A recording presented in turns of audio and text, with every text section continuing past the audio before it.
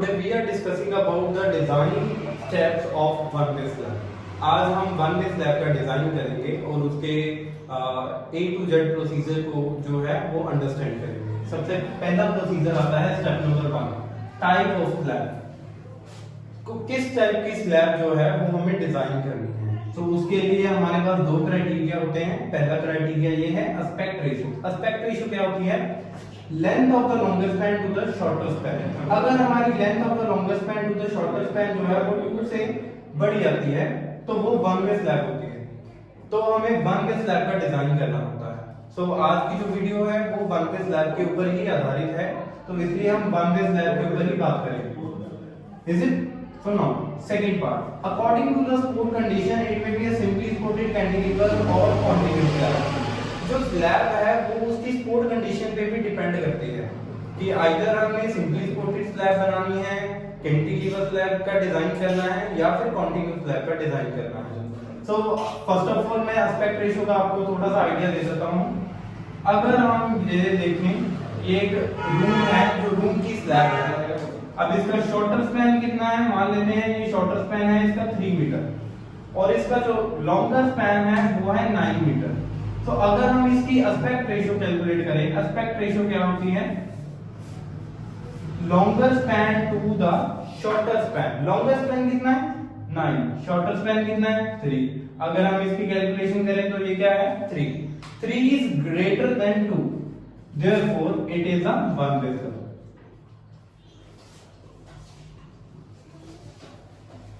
सो इस तरह से हम वन वे स्लैब का जो है वो डिजाइन पार्ट जो शुरू करते हैं। सो अगेन नेक्स्ट पार्ट है step number 2। Step number 2 is a trial depth of slab based on deflection criteria.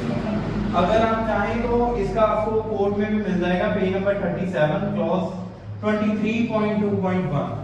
So basically जो ट्रायल डेप्थ है उसके लिए हमारे पास एक बेसिक रिलेशन होता है, D is equal to span over basic value into modification factor। ये जो मॉडिफिकेशन फैक्टर है वो हम मल्टीप्लाई करते हैं डिफ्लेक्शन के लिए। सो फर्स्ट ऑफ ऑल अगर हम इसकी बात करें, हमने क्या बोला था? D is equal to span over basic value into modification factor। ये जो इसकी बेसिक वैल्यू है ये डिपेंड करती है कि उसकी सपोर्ट कंडीशन कैसी है। ये आपको कोड के पेज नंबर 37 में मिल जाएगा। Wait a minute. तो अगर हम बात करें कोड की, ये हमारा कोड का पेज नंबर 37 है, इसका क्लॉज नंबर 23.2.1। इसमें हम ये पॉइंट देख सकते हैं, इसमें ए पार्ट लिखा हुआ है basic values of span to effective depth ratio for span up to 10 metre. अगर कैंटिलीवर की बात करें तो ये जो बेसिक वैल्यू होती है वो 7 होती है। मींस टू से दैट अगर कैंटिलीवर की बात करेंगे यहाँ पे बेसिक वैल्यू कितनी आ जाएगी? 7। अगर हम सिंपली सपोर्टेड की बात करें अकॉर्डिंग टू कोड देन ये बेसिक वैल्यू कितनी आ जाएगी? 20। अगर हम कॉन्टिन्यूअस की बात करें ये वैल्यू कितनी आ जाएगी? 26। So further in the next part we will move to a modification factor। अगर हम modification factor की बात करें, ये हमारे कोड के पेज नंबर 38 पे एक ग्राफ दिया हुआ है जिससे हम modification factor जो है वो कैलकुलेट कर सकते हैं। So जनरली इस ग्राफ में क्या है, यहाँ पे x एक्सिस में हमें दिख रहा है परसेंटेज टेंशन रीइंफोर्समेंट, मतलब कितनी परसेंटेज ऑफ स्टील जो है वो हमने प्रोवाइड करनी है। यहाँ पे है modification factor. So means to say that अगर हमें मॉडिफिकेशन फैक्टर कैलकुलेट करना है तो हमें परसेंटेज ऑफ स्टील पता होनी चाहिए। सो उसके लिए क्या है, उसके लिए हम एक टेबल की हेल्प ले सकते हैं। You may write this table और note this table on your notebook, तो as it is very very important. So now modification factor के लिए आप अगर परसेंटेज ऑफ स्टील जो है खुद से अज्यूम कर सकते हो। अगर हम बात करें ग्रेड ऑफ स्टील Fe250 तो आप परसेंटेज स्टील जो है वो 0.7 to 1% जो है वो अज्यूम कर सकते हैं। और फर्दर उसके लिए आपका Fs कितना रहेगा? 0.58 into F5। Fe250 के लिए आपका कितना होगा?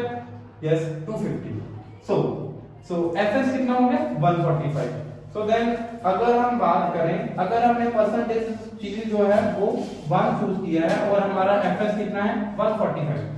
देन 1 किधर आएगा इधर?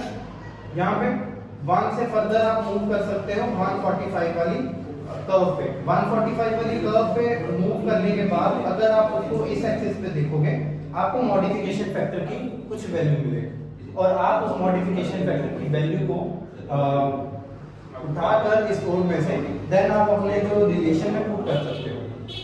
अगर हम ये सारी चीज नहीं करना चाहते तो देन हम 1.25 से लेके 1.22 से लेके 1.5 में कोई भी वैल्यू मॉडिफिकेशन फैक्टर के लिए उठा सकते हैं और इस रिलेशन में पुट कर सकते हैं। इससे आपकी इफेक्टिव डेप्थ जो है वो निकल आएगी। सो नाउ आगे थर्ड स्टेप जो है वो डिजाइन ऑफ वन पे स्लैब का effective span of the slab, जो कि हम कोड से अगर रेफरेंस देना हो पेज नंबर 34 क्लॉज नंबर 22.2 यहाँ पे स्टेटमेंट लिखी है उन्होंने effective span of the slab के लिए।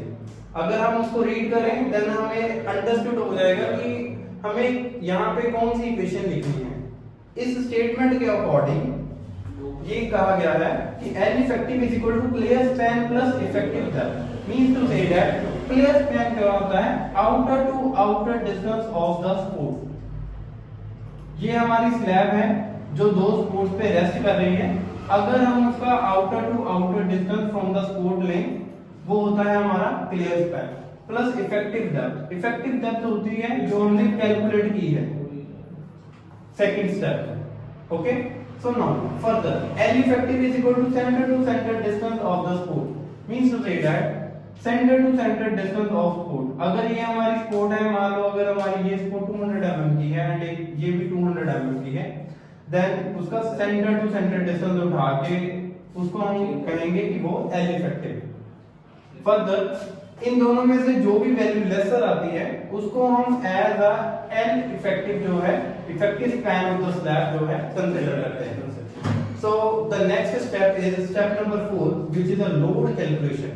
लोड कैलकुलेशन की अगर हम बात करें, हम जनरली किसी भी कंपोनेंट को डिजाइन करते हैं उसके लोड उठाने के क्राइटेरिया से, मींस टू से दैट कि वो आगे चल के वो लोड जो है वो कैरी कर सके। सो बेसिकली अगर हम स्लैब की बात करें इसमें तीन तरह के लोड होते हैं। One is dead load. Dead load होता है उसका स्लैब का खुद का जो सेल्फ वेट होता है, हम सेल्फ वेट जो है वो उसका और 1 मीटर वेट जो है वो कैलकुलेट करते हैं। Now self weight of slab is equal to unit weight of concrete into depth of slab. हमें पता है यूनिट वेट ऑफ कंक्रीट कितना होता है स्लैब का 25 किलोन्यूटन पर metre cube into depth of slab into 1 metre, क्योंकि हम 1 मीटर विड्थ के लिए जो है वो स्लैब का सेल्फ वेट कैलकुलेट करते हैं। तो फर्दर यहाँ से हमें डेड लोड पता लग जाएगा, स्लैब का हमारा डेड लोड कितना आ रहा है। उसके बाद आता है लाइव लोड और इंपोज लोड। अगर कभी इंपोज लोड बोला होगा कभी लाइव लोड बोला होगा। तो जनरली क्या होता है लाइव लोड और इंपोज लोड कई बार न्यूमेरिकल में गिवन भी होता है, लेकिन अगर आपको नहीं गिवन है देन आप यहाँ से जो है वो लाइव लोड जो उठा सकते हैं। तो अगर हम रेजिडेंशियल बिल्डिंग की बात करें, मींस टू से दैट जो हमारे घर वगैरह हैं ये सारे रेजिडेंशियल बिल्डिंग्स के अंदर आते हैं, इनके लिए जो लाइव लोड होता है वो 2 किलोन्यूटन पर मीटर स्क्वायर होता है। अगर हम पब्लिक बिल्डिंग्स की बात करें लाइक मॉल्स हो गए, स्कूल्स हो गए, अदर स्ट्रक्चर्स, तो उनके लिए हम लाइव लोड जो है 4 किलोन्यूटन पर मीटर स्क्वायर जो है वो कैरी करते हैं। आगे नेक्स्ट रूफ असेस प्रोवाइडेड। अगर स्लैब के लिए roof access provided means to say that अगर हम देखें हमारे घर की छत के ऊपर अगर हमारे यहाँ से फर्स्ट फ्लोर से सेकंड फ्लोर तक जाने के लिए हमने स्टेयर्स प्रोवाइड की हैं, देन इन दैट केस हम 1.5 किलोन्यूटन पर मीटर स्क्वायर रूफ के लिए लाइव लोड ऐड करेंगे। रूफ क्या होता है जो हमारी टॉप की जो रूफ छत होती है, जैसे ये अगर हमारा ये स्ट्रक्चर है ये इसकी ऊपर की छत है, लेकिन हमने उसके लिए कोई असेस नहीं दिया है, बस हम ये वाला पोर्शन यूज कर रहे हैं और ये वाला पोर्शन यूज कर रहे हैं और ये वाला पोर्शन यूज कर रहे हैं, यहाँ पे कोई असेस नहीं है, मींस टू से दैट हम उसके ऊपर चल फिर नहीं सकते। तो उसके लिए हम 0.75 किलोमीटर पर मीटर स्क्वायर का जो है लाइव लोड उठाते हैं। So next further it is a floor finish. Floor finish की हम बात करें, अगर हम देखें तो जनरली क्या होता है जब हम स्लैब प्रोवाइड करते हैं तो स्लैब प्रोवाइड करने के बाद भी हम उसके ऊपर कई बार मार्बल वगैरह या टाइल्स वगैरह ये सब फ्लोर फिनिश का काम करते हैं। सो उसके लिए हम जनरली 0.6 to 1 किलो न्यूटन पर मीटर स्क्वायर का जो है फ्लोर फिनिश लोड जो है वो कैरी करते हैं। तो जनरली न्यूमेरिकल पार्ट की अगर हम बात करें, हम 1 किलो न्यूटन पर मीटर स्क्वायर का जो है वो फ्लोर फिनिश लोड जो है वो उठाते हैं। So now after calculating the dead load, live load and floor finish load, we go for the total load. Total load हमारा कितना है जो स्लैब पर आ रहा है। So हम क्या करेंगे, डेड लोड, लाइव लोड और फ्लोर फिनिश लोड को ऐड कर देंगे, तो उससे हमें क्या आ जाएगा, टोटल लोड। So then हमने फैक्टर लोड कैलकुलेट करना है। Factor load is equal to load factor into total load. Generally हम लोड फैक्टर 1.5 से मल्टीप्लाई करते हैं टोटल लोड को, तो वो हमें क्या आ जाता है, factor load 1.5 W. So the next step is step number 5, design factored movement. जो फैक्टर्ड मूवमेंट है वो हमें कैलकुलेट करनी है। अगर हम बात करें सिंपली सपोर्टेड स्लैब की, देन जो हमारी फैक्टर्ड मूवमेंट है mu is equal to WU into L effective square upon 8। हमारी फैक्टर्ड मूवमेंट ये होती है in case of a simply supported slab. अगर हम कैंटिलीवर स्लैब की बात करें, देन जो है फैक्टर्ड मूवमेंट होती है WU into L effective square upon 2।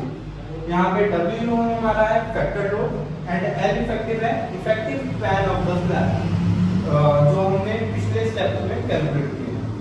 So next factored shear force. Factored shear force VU is equal to WU L effective upon 2। अगर हम सिंपली सपोर्टेड की बात करें तो फैक्टर्ड शियर फोर्स इस तरह से कैलकुलेट किया जाता है, इस फॉर्मूले को यूज करके। अगर हम कैंटिलीवर की बात करें तो कैंटिलीवर के लिए VU is equal to WU into L effective. So next step is step number 6, check for effective depth of slab. अगर हम इस स्टेप की बात करें, इसके लिए भी हमें जो ये फॉर्मूला है MU लिमिटेड का, ये हमें पेज नंबर 96 अनेक्सर G पे दिया हुआ है। यहाँ पे G 1.1 C पे ये फॉर्मूला है। So अगर हम कोड की बात करें तो ये फॉर्मूला यहाँ पे है C पार्ट में, MU limited is equal to 0.36 into XU max D। XU max D 1 minus 0.42 XU max D BD square FCK। ये जो फॉर्मूला है वो हमें कोड में गिवन है, we just write it from the code and next further we move to the XU max upon D। अगर हम XU max upon D की बात करें वो हमें कोड के पेज नंबर 70 पर मिलेगा। So now we open page number 70। Page number 70 पे यहाँ पे आपको छोटा सा टेबल दिया हुआ है। इसमें आप Fy के according XU max upon D की जो वैल्यू है वो कैरी कर सकते हैं। सो जो भी वैल्यू आएगी उसको आप यहाँ पे पुट करोगे। पुट करने के बाद यहाँ पे आपने बाकी तो सारी चीजें ऐड करनी है एक्सेप्ट D। आपने D की कोई वैल्यू नहीं ऐड करनी। So further when we calculate this MU limited, then we equate both MU and MU limited। जब हम MU and MU limited को इक्वेट करेंगे देन हमें D की एक वैल्यू मिलेगी जो होगा D रिक्वायर्ड, उससे हमें D रिक्वायर्ड मिलेगा।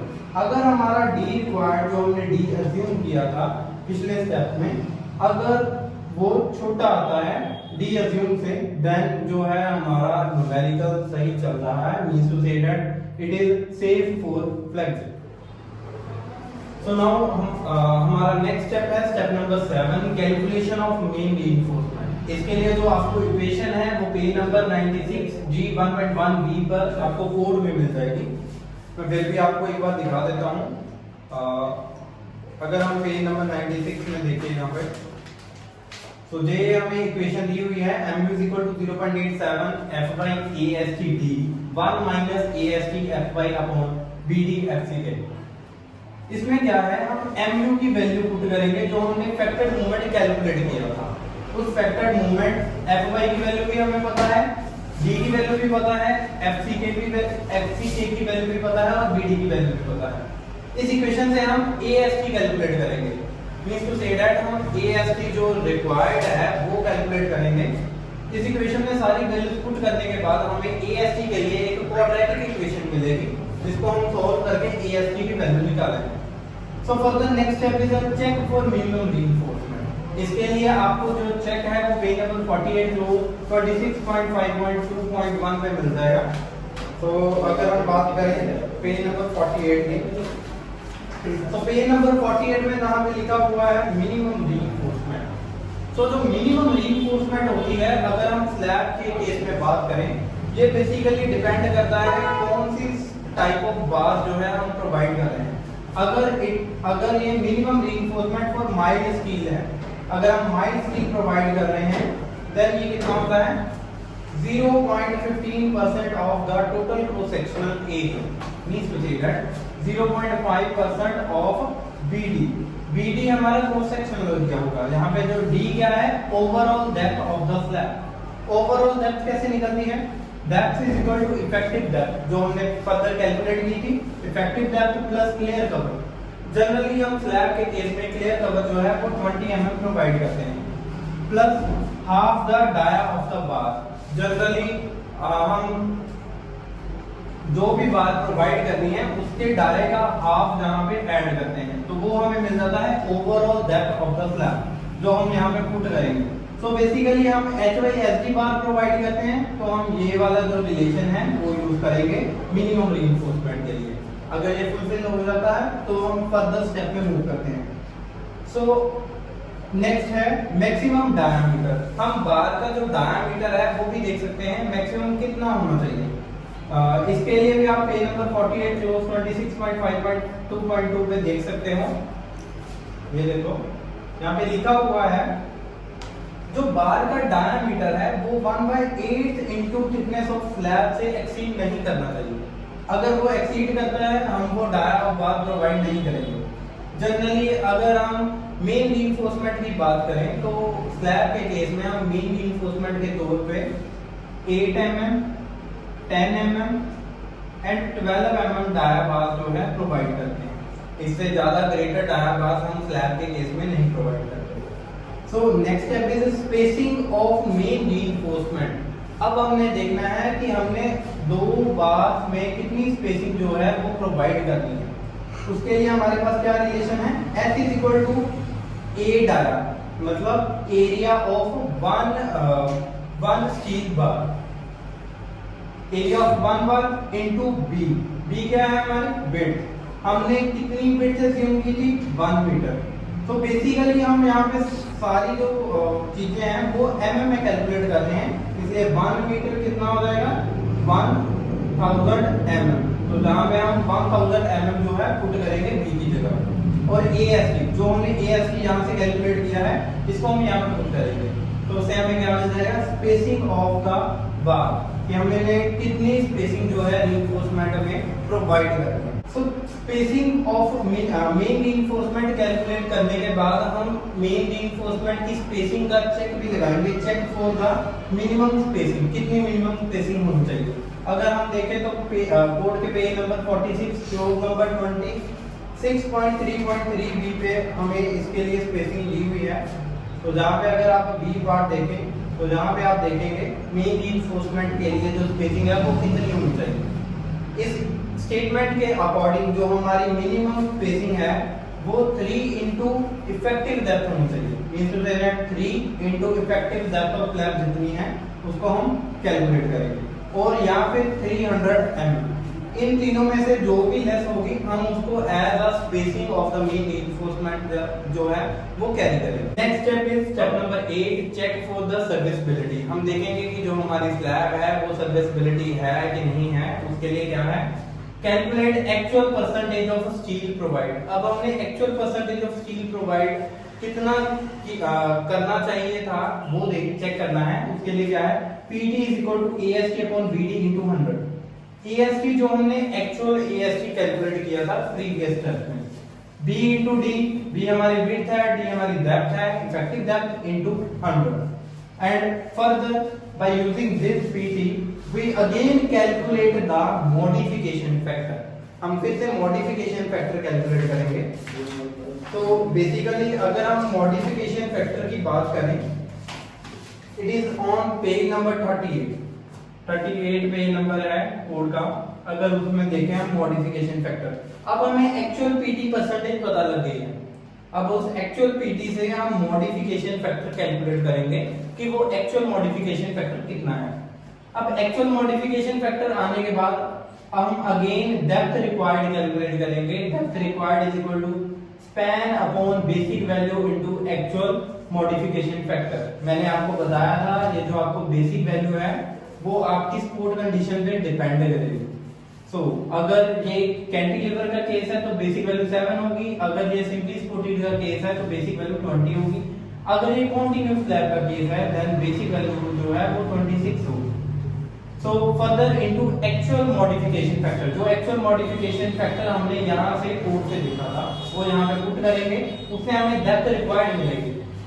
ये जो डेप्थ रिक्वायर्ड है वो कम होनी चाहिए डेप्थ अज्यूम से।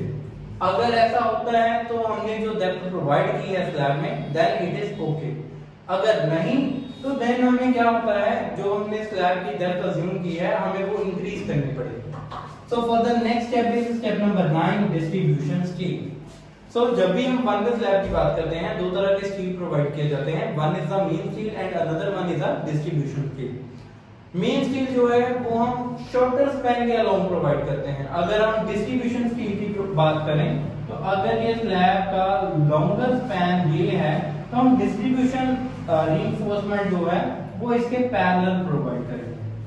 सो डिस्ट्रीब्यूशन स्टील के लिए आप कोड के पेज नंबर 48 क्लोज 26.5.2.1 पे देख सकते हो। यहाँ पे हमने देखा था मिनिमम रीइंफोर्समेंट, तो AST distribution is equal to 0.12% of BD।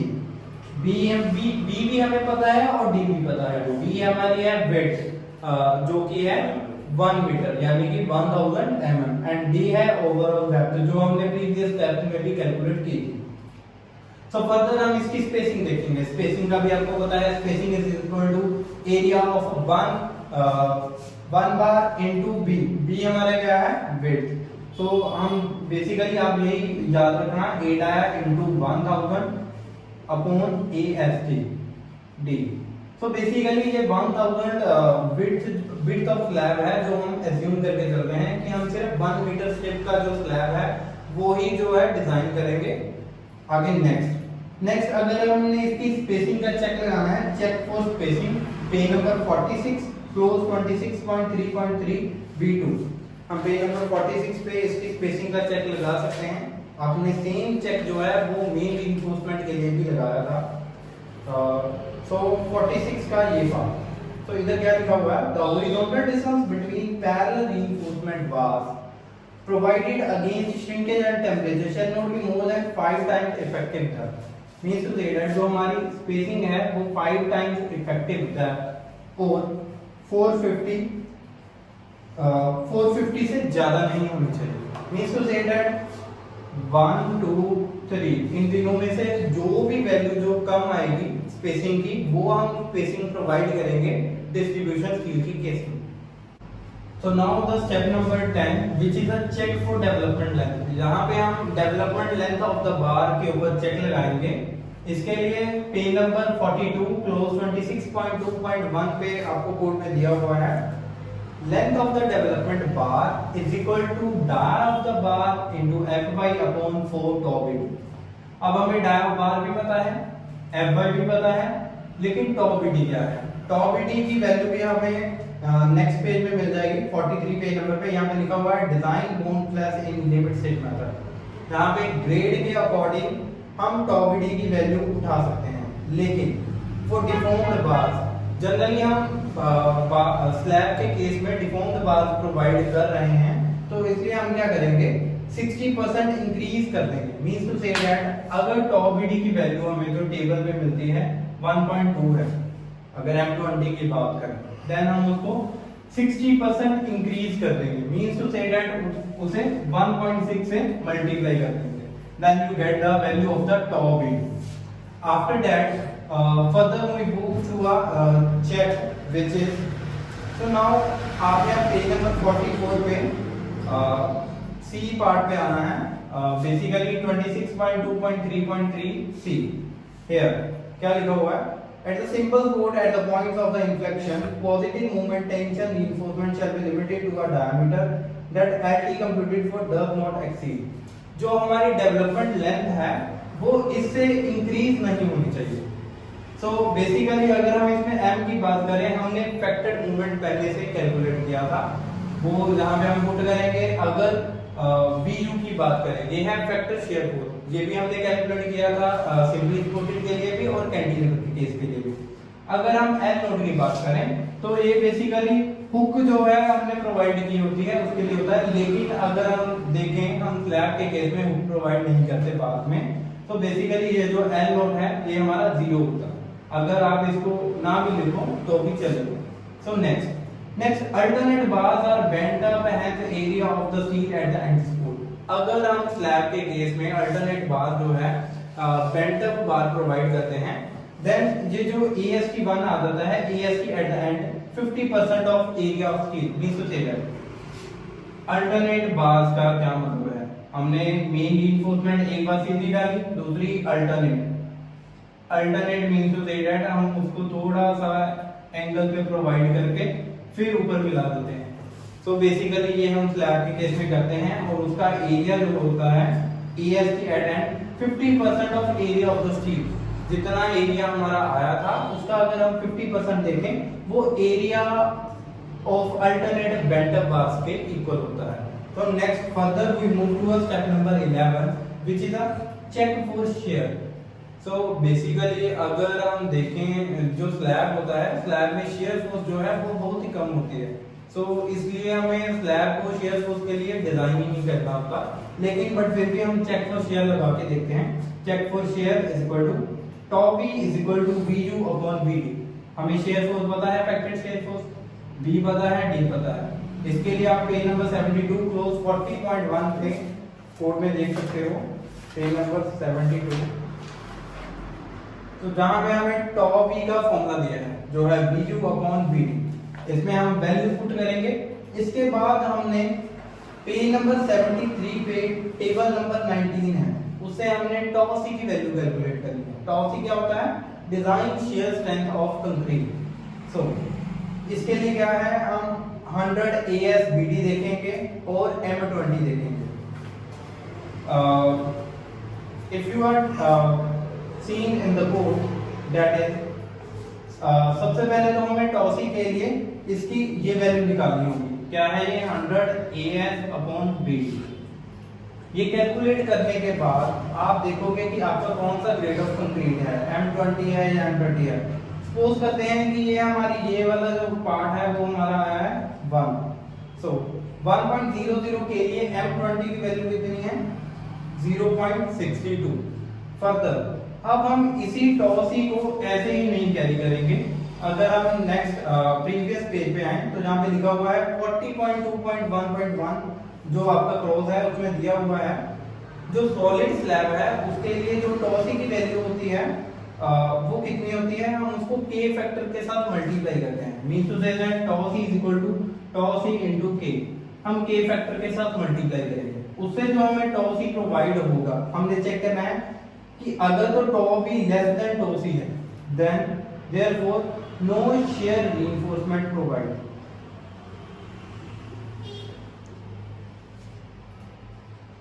तो बेसिकली मैंने आपको बताया भी था कि हम स्लैब के केस में शेयर रीइंफोर्समेंट प्रोवाइड नहीं करते हैं, बिकॉज इसमें जो शेयर फोर्स है वो बहुत ही निग्लिजिबल होती है, इसलिए हम इसमें शेयर रीइंफोर्समेंट जो है वो प्रोवाइड नहीं करते। So now it is the last step which is step number 12 reinforcement detail. अब इसमें हम एक डायग्राम प्लॉट करके उसमें डिस्ट्रीब्यूशन बार, मेन स्टील, इसको सारे को शो करेंगे। सो इसमें हम देख सकते हैं यहाँ पे सबसे पहले D है, D हमारा क्या है? Effective depth. अब हम इस केस की बात करते हैं मेन स्टील और डिस्ट्रीब्यूशन स्टील की। ये जो हमने बार यहाँ पे प्रोवाइड की है ये मेन स्टील है, which is same as like the end of the slab. And ये जो बार्स हैं, ये जो कुछ कुछ स्पेसिंग पे प्रोवाइड की है, ये डिस्ट्रीब्यूशन स्टील है। और इन द सेम केस हमने मेन स्टील जो है वो हमने दो तरह से प्रोवाइड किया था, एक मेन स्टील स्ट्रेट बार, एक मेन स्टील बेंट अप बार। अभी हाफ बार जो है वो बेंट अप है, हमने इसलिए बेंट अप बार भी प्रोवाइड की हैं 45 डिग्री के एंगल पे। और ये जो बेंट अप बार्स हैं इनका डिस्टेंस सपोर्ट के सेंटर से L/7 होना चाहिए। Is it? और अगर हम इसकी बात करें आगे जाके ये कितनी आगे इंक्रीज होनी चाहिए, ये है 0.1 एल हमारा है क्लियर स्पैन। अब यहाँ पे हमने इफेक्टिव स्पैन शो कर देना है, स्पोर्ट्स शो कर देनी है, इफेक्टिव डेप्थ शो कर देनी है। It is all over the reinforcement detail. So guys, this is all about the design step of one way slab. अगर आपको इसमें किसी भी तरीके की परेशानी है, अगर आपकी कोई भी क्वेरी है, देन आप हमारी साइट पे विजिट कर सकते हैं जो कि डिस्क्रिप्शन बॉक्स पे दी हुई है। अगर आपको ये वीडियो पसंद आई है तो प्लीज इसको लाइक करें, शेयर करें और हमारा YouTube चैनल सब्सक्राइब करें। Thank you very much.